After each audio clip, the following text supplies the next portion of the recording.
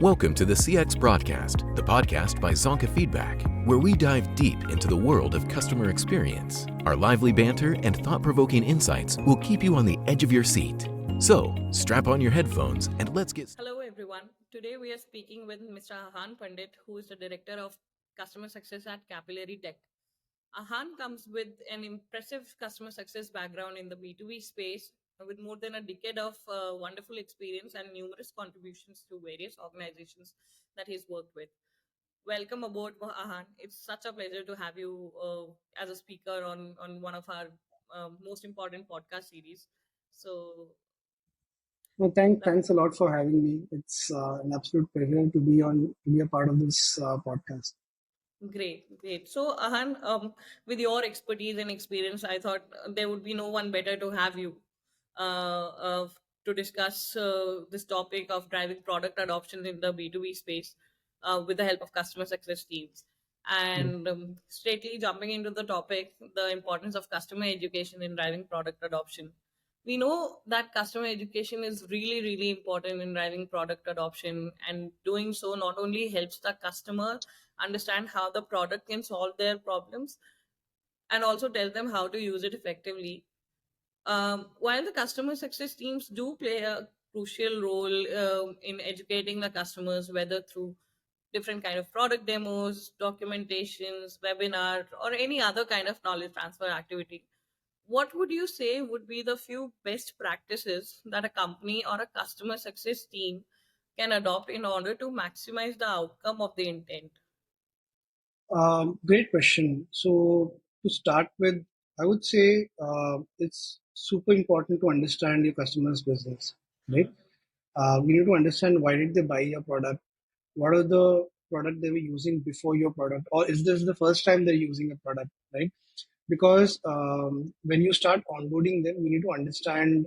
It's really essential to understand the customer's needs and pain points, right? Right. This will help you create content that is relevant for them, which is valuable for them, right? Mhm. So this is part one. And before this, you need to have good synergy or good process set up with your sales teams, because your sales teams are the one who would have spoken to your customers before, right? Mhm. They must have done their own discovery, so they might have a lot of data that can they can provide you with, so that you don't ask your customers again, right? And both the teams can work together to create an implementation plan or create an onboarding plan that is really vast. It's really self-explanatory, and it can help customers get onboarded quickly and understand get how to get value out of your product. Absolutely.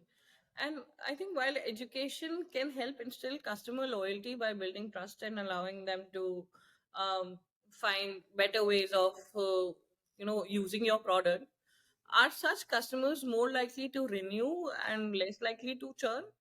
If Yeah, yes, then what would be the key driving factors for such customers?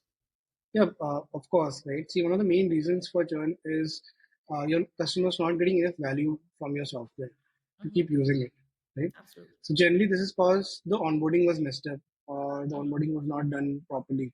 So your customer onboarding actually helps you start on the right foot and set the tone of engagement for your customers, right? You can understand what value means for your customers on that call and set up expectations for them. Absolutely. And have you encountered any issues in the past where um, the customer doesn't come across as satisfied in the onboarding process itself, where the interaction has been relatively new, and but then you feel that the customer is either going through some problems in order to understand how the product should be deployed, or maybe the customer expectations are not being met. So, any instances that you'd like to throw light on? Right. In fact, there has been a lot of these instances, right, where a customer is not satisfied with the way the onboarding was done. I would say, as a general rule of thumb, always take as many feedback as possible in each step of your onboarding process. It will really help you understand where the issues lie, and then you can go ahead and solve those things. And let's say if there are problems in the onboarding itself, I would stop the onboarding at that point of time, talk to your customers, understand where the problem, what issues they're facing in terms of onboarding, try to solve that, and then go ahead with it. Don't be tone deaf to whatever they're saying, because uh, clarity in understanding what they want is really important before you move forward with your onboarding. If the onboarding is, they're not happy with the onboarding, stop the onboarding then and there, understand the issue, and then go forward with it. Absolutely. And talking about onboarding cycles, do you feel the duration of the onboarding cycle also plays an important role in curating customer experience in overall and totality? I mean, do you think a shorter customer onboarding cycle would be more preferred by customers rather than a longer period of time? And how long do usually a customer onboarding program lasts, if at all? Right. So it totally depends on the complexity of your product, right? If a product is small, it's a self-serve, then the entire onboarding should be on the product itself, right? You don't need a specific onboarding program for that. But let's say your product is a little complex, maybe there are certain gears that need to move before you get onboarded completely. In that case, 1 to 3 weeks, 1 to 4 weeks should be good. And in terms of enterprise onboarding, you're talking about 3 to 6 months, because over there, there are a lot of users that need to be onboarded. There are a lot of moving parts everywhere, so you need to ensure that the implementation happens in that way. Plus, enterprise software are more complex in nature, so the onboarding needs to be a little longer to understand the product better. Absolutely, absolutely. And I feel, again, getting in sync with customer needs and trying to give them ample amount of time in order to make them feel satisfied with, you know, the amount of information that we had given them and the amount of information that they have received also plays a crucial role in curating better customer experience in totality. So, Right, right, absolutely. absolutely. Well, talking about product adoption, there are processes like onboarding programs as well. Now, again, it's something that customer success teams have a direct say in. How do you think CX teams can create effective onboarding programs and strategies that encourage product adoption? Right.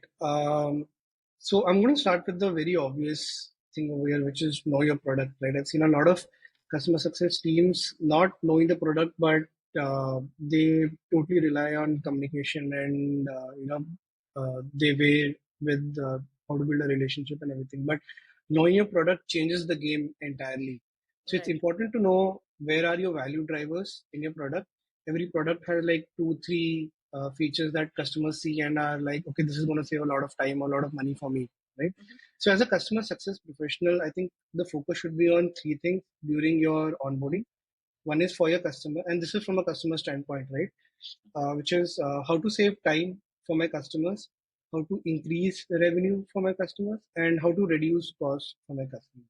Mhm. So personalize your onboarding as much as possible, keeping these 3 things in mind, and make sure that the expectations are well documented and agreed upon. So what happens is you don't document your expectations with the customer, and then when you do a QBR, when you do a EBR, they're like, we never wanted this, right? So if you document it well, get a sign off from there with regards to their expectation, they cannot change after 3 months or 6 months, because what happens is, the business keeps changing, right? Absolutely. And with that, the expectation will also change.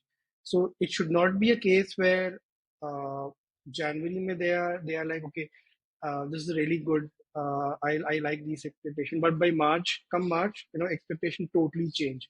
Mhm. So quarter to quarter expectation changes is good. It's fine. That means the business is growing, right? Hence the expectations are also changing. But in between the quarter, it's never good. That means there is something wrong with the relationship that you're kind of building with your customer, and they don't trust you enough, or they have messed it up at their end somewhere with the expectations, right? Next thing I would probably say, measure adoption. Very important to see where exactly is your customer in terms of product adoption, right? It will help you understand what problems people are facing with your product and how do you solve for them, right? And obviously provide good support at all touch points. Wherever there is a touch point where you think the customer success or support team comes in and they can help the customer with it, you should provide good support at those touch points. And the last is obviously take feedback, right? So surveys, CSATs, NPS, all this should be taken wherever possible, and especially where all these touch points are, you should probably have a survey over there. Okay, so speaking about feedback, how early do you think is it right for the customer success or the onboarding team to reach out to the customer, or somebody who's just converted into a customer, and what would be the very first touch point in order to take feedback, and how often should this process of taking feedback should fall into the customer onboarding life cycle journey? Yeah, I would say take feedback as much as possible, right? So, for example, now let's say you have a product with a 1 month onboarding process, right? So at the end of each week, you need to take a feedback because you can track in each week how happy they were with the onboarding process, right? Wherever the CSAT dips, that means there's a problem that you need to solve over there, right? And then once the onboarding is done, then for the first quarter at least, take feedback every month. And once that is done, then you can once you have that relationship where you know that the customer is comfortable in talking with you about anything, then it becomes easier to take feedback regularly. After that, you take a quarterly one. And what most people don't understand is the feedback should be taken in only one question, right? So generally, what the question that I use is, on a scale of 1 to 10, how happy are you with the product and our services? If you're not giving us a 10, how can we make it? How can we make it as close to 10 as possible, right? So what happens is you get the feedback as well as you get the points to improve your product or feedback based on the points that are missing, right? And then you can take it back, understand the pain points, and then solve for them. Absolutely. And speaking about this onboarding programs, uh, how long do you think a customer onboarding program should be? I mean, that also happens to be one key factor in curating customer experience up to a certain level. So, Right. do you think the shorter customer onboarding program would have more impact, or a longer period of time would have more impact in terms of creating those impeccable customer experience for the customers? Right. So it totally depends on uh, how complex your product is, right? So if your product is, let's say, a self-serve product, then the onboarding should be within the platform itself. Right. Let's say your product is a little more complex than that, then probably a month or two to onboard. Let's say there are some moving parts that you need to ensure that the customer knows, then 1 or 2 months at max, right? If you have an enterprise solution, then the onboarding can stretch from 3 to 6 months because constant feedback is needed, a constant loop of putting those implementation cycles in. So it takes time. Yeah. So it totally depends on how complex your product is. Mhm. Absolutely, absolutely. So, Ahan, apart from the whole onboarding experience, there are plenty of other opportunities that arise day to day function in the day to day functioning of customer success teams. One of them being the ongoing customer support. How would you say the teams can provide ongoing support to the customers while ensuring the continued product adoption without losing their interest and keeping the satisfaction high at the same time? Right. So, ongoing support is always really important. I would say you need to keep creating educational content wherever possible, right? And this is actually step number two. The first step is to keep a track of your analytics and proactively reach out to them wherever they get stuck. So there are a lot of times where you see that the particular person is logging in on a daily, day-to-day basis, and then suddenly kind of drops out. Right. The moment that drop happens, you need to reach out to them to understand if there is any issue in the product or they have faced any sort of bugs. So if they have, create those videos where they can, you can push them towards getting over that particular hurdle, and then they can continue adopting the product. Take feedback, obviously take product feedback how much ever possible, like I said before, and you work with the product team to improve the product. So there are chances that the UI UX might not be that great, right? Uh, you're probably doing something that takes 30 clicks to do something, but you can get that done. You can, you kind of reduce that into 10 clicks, right? So those very little things actually help in keeping the customer satisfied throughout the product adoption journey, right? And then measure satisfaction. Obviously, that's the last part. Keep taking surveys, feedbacks wherever possible, so that you can see how happy they are, and then you can keep on doing the good job. Absolutely, absolutely. And while in this process of taking product feedback, have there been any instances where the customer is not really that happy with how the processes are falling into place, and sometimes has it ever happened to you that the customer has refused from giving feedback? Yeah, a lot of times, man. So sometimes what happens is they're not happy with the product. They would say until unless I'm happy, I will not give you a product feedback. Right. So it happens more often than you think it does. And at that point of time, you need to make sure that whatever issues that are coming up for them is either communicated. Let's say if it's not necessary that all the issues can be solved in a day or two, right? Sometimes it takes weeks, sometimes it takes months, sometimes it takes years also, depending upon again the complexity of the product. So probably keeping them informed about such issues, and telling them, again setting expectations based on, like, if you have a certain problem, this much time it will take to solve it, and here's a workaround till that time. That kind of keeps them informed.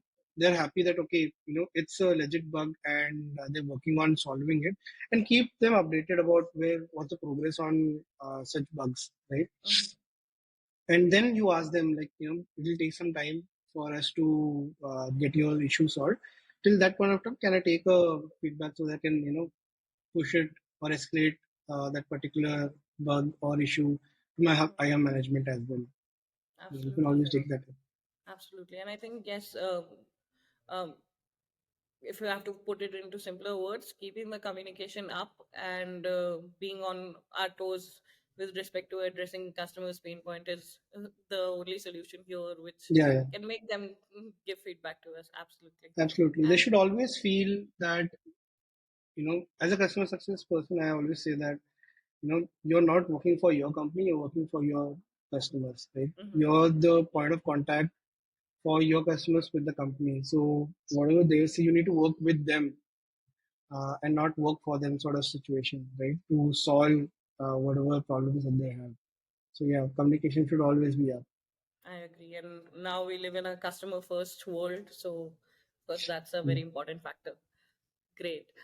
So, again, what would you say are some of the challenges faced by support teams while providing ongoing support? I mean, we just spoke about how the customers are not ready and not really keen every time to give us feedback.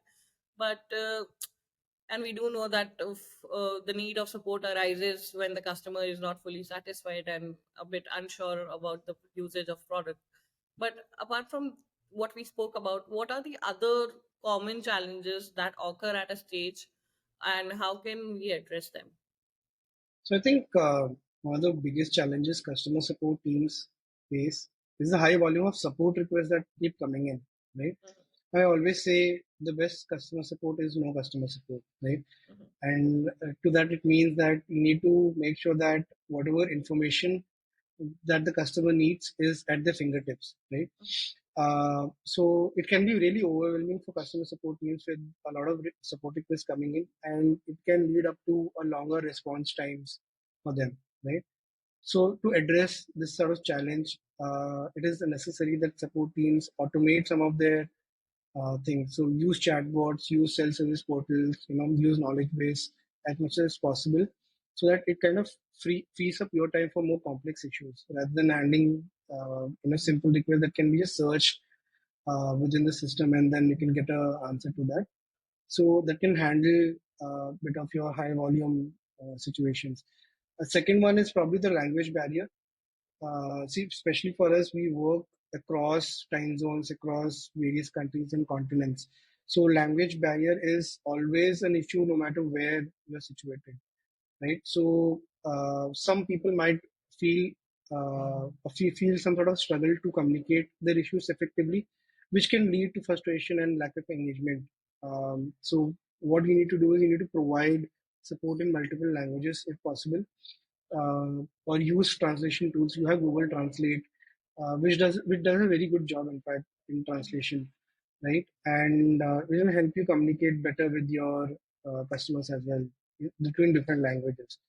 Then there are technical issues, obviously support. I think customer support should be technical in nature, or at least have some sort of technical knowledge, because at least the debugging part is something that the customer support people can do.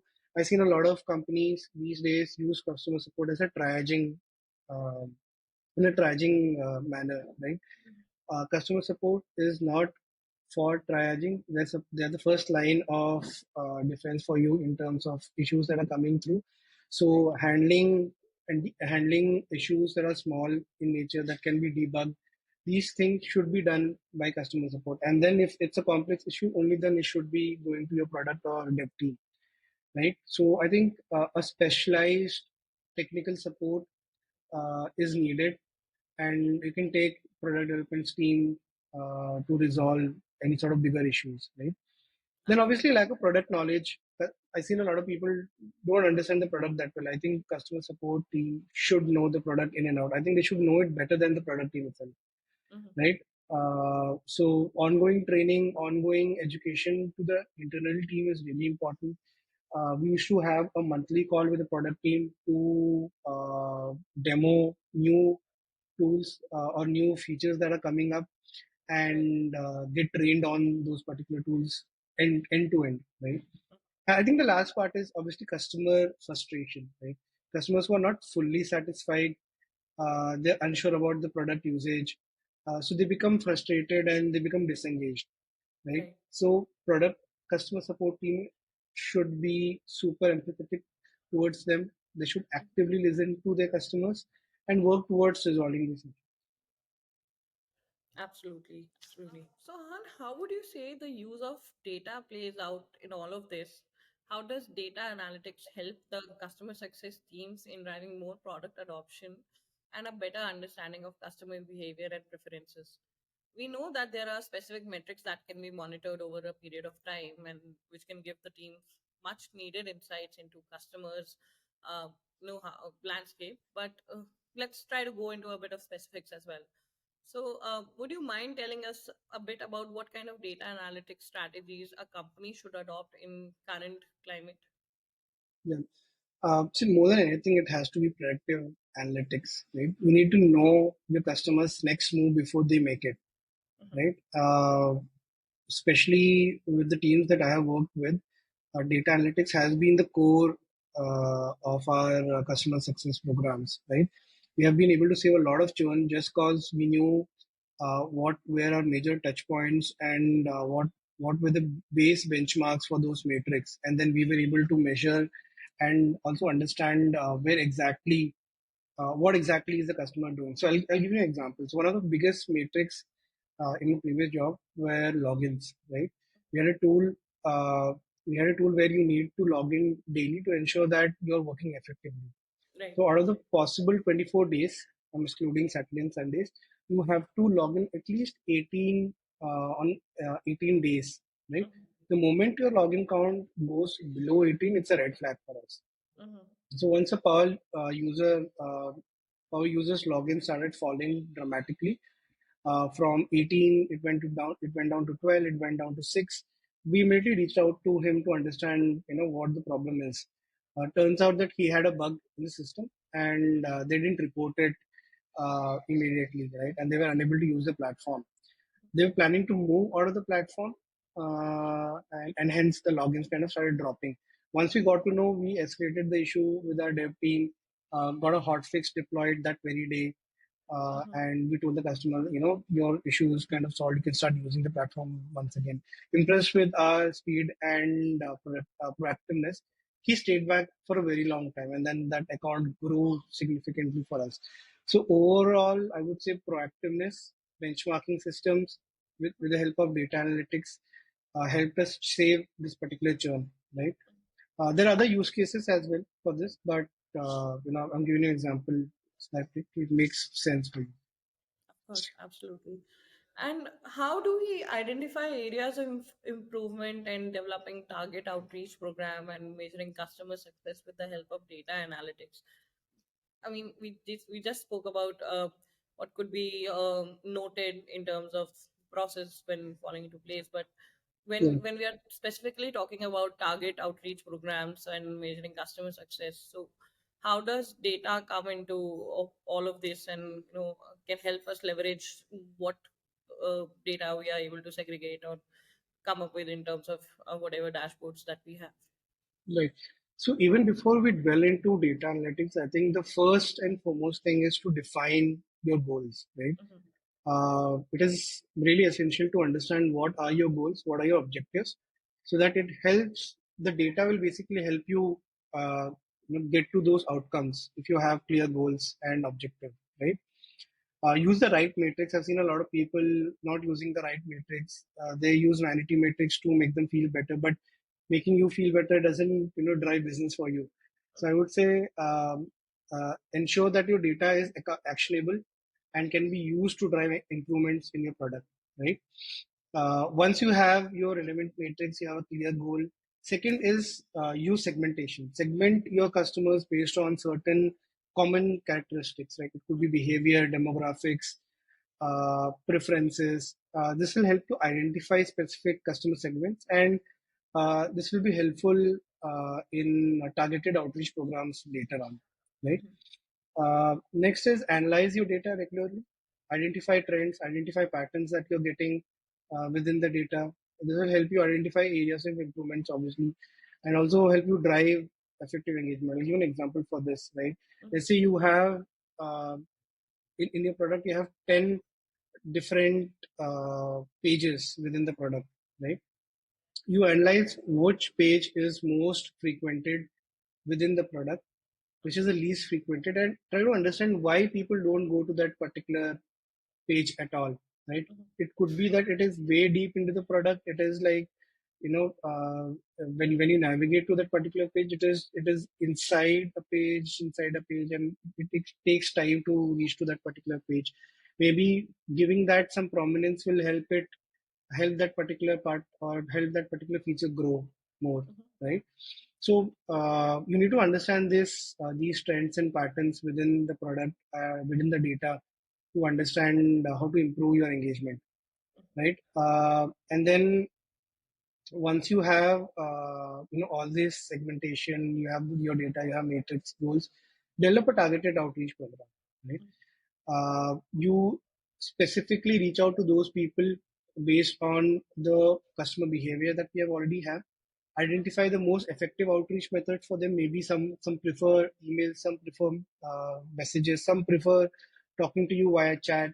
I've seen a lot of people, they don't respond to emails, but they respond to chats immediately. It's like they have a chat window open at all times, right? So you need to understand what is the most effective outreach channels for such customer segments and for certain customers, right? And then you measure your customer success efforts, right? Track customer retention, track customer lifetime value, track customer satisfaction. This is again will help you improve the areas that you're kind of lacking, right? And also understand if your customer success efforts are effective or not. And I think the last part, very simple, continuously improve, right? You cannot be at point A after 3 months. You need to move to point B. You keep improving on a daily basis. Right, absolutely, and I think the world around is also evolving at a very fast pace.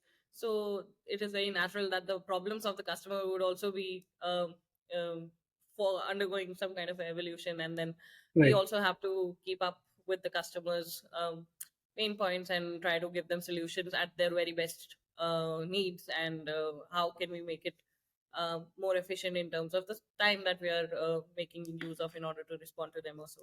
So absolutely, Exactly. and this is very insightful, Ahan. I think the whole conversation has been really great, and this would prove extremely, extremely insightful for us, for our audience, our listeners, and whosoever is, just trying to dip their feet into the ocean of CX, and um, particularly for people who are looking forward to get into customer success. So, any heads up for aspiring customer success managers, or any kind of advice that you would want to give to them? Yeah, I would say this is not a easy growth channel for you. Mm-hmm, If you are really passionate about helping others, if you're really passionate about, you care about other people's growth, mm-hmm, only then get into customer support, because otherwise it's going to be really difficult, right? mm-hmm. Without the empathy, you cannot grow in customer Right. support. I think that's the main thing. Right, absolutely. And few years back, even I was trying to get into customer success, but somehow life had other plans. Maybe they realized I was not that empathetic. But yeah, again, but who knows? I might get into customer success and we cross paths Exactly. someday in near future. So yeah, and overall, I would like to thank you for kindly agreeing to be a speaker on this podcast. I'm sure with More your than happy. expertise and your knowledge, and then whatever conversations we were able to build around the topic of driving product adoption in via customer success teams in the B2B world would prove extremely, extremely useful for us and the audience. So thank you so much, Ahan. It was lovely speaking Thank with you you. for having me, Niharika. Thanks.